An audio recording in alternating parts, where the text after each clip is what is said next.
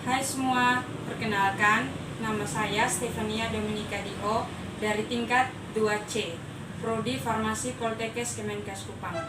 Pada video ini saya akan menjelaskan tentang protein.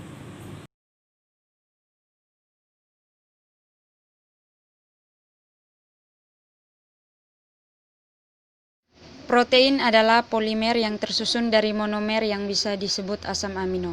Protein tersusun atas unsur karbon, hidrogen, oksigen, nitrogen, dan terkadang mengandung zat belerang dan fosfor. Protein merupakan komponen utama makhluk hidup dan berperan penting dalam aktivitas sel. Protein mengatur aktivitas metabolisme, mengkatalisis reaksi-reaksi biokimia, dan menjaga keutuhan struktur sel. Protein terdapat dalam semua jaringan hidup, sehingga disebut sebagai zat pembangun kehidupan. Fungsi dari protein adalah yang pertama sebagai enzim, yang kedua sebagai pengangkut zat-zat gizi, yang ketiga memelihara netralitas tubuh, yang keempat sebagai antibodi, yang kelima mengatur keseimbangan air, yang keenam membentuk ikatan-ikatan esensial tubuh, dan yang terakhir pertumbuhan dan pemeliharaan jaringan dan sel-sel dalam tubuh. Sifat-sifat protein. Protein merupakan salah satu makromolekul penting bagi tubuh dan memiliki sifat-sifat sebagai berikut. 1. Sukar larut dalam air karena molekulnya yang besar. Yang kedua, dapat mengalami koagulasi oleh pemanasan, penambahan asam atau basa.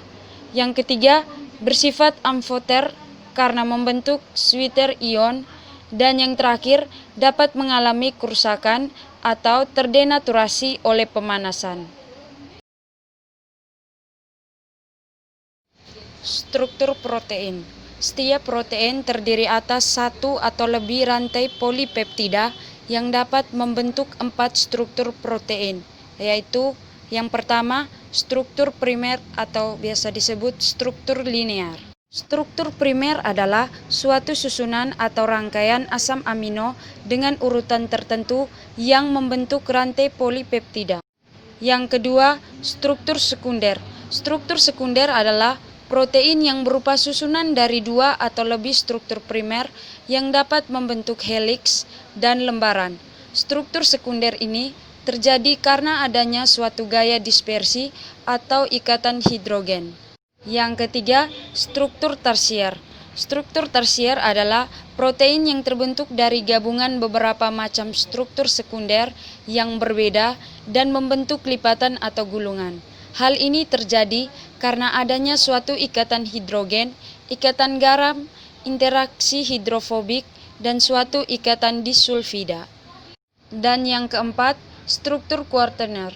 Struktur kuartener adalah struktur yang melibatkan beberapa polipeptida dalam membentuk suatu protein, maka dari itu disebut dengan struktur kuartener.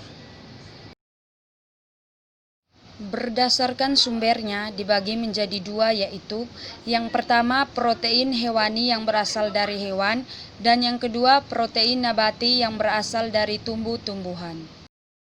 Berdasarkan bentuknya dibagi menjadi 2 jenis, yaitu yang pertama protein fibriler, yaitu protein yang berbentuk serabut. Protein ini tidak larut dalam pelarut-pelarut encer, baik larutan garam, asam basa ataupun alkohol. Contohnya kolagen, miosin, keratin, dan fibrin. Yang kedua, protein globuler atau steroprotein, yaitu protein yang berbentuk bola.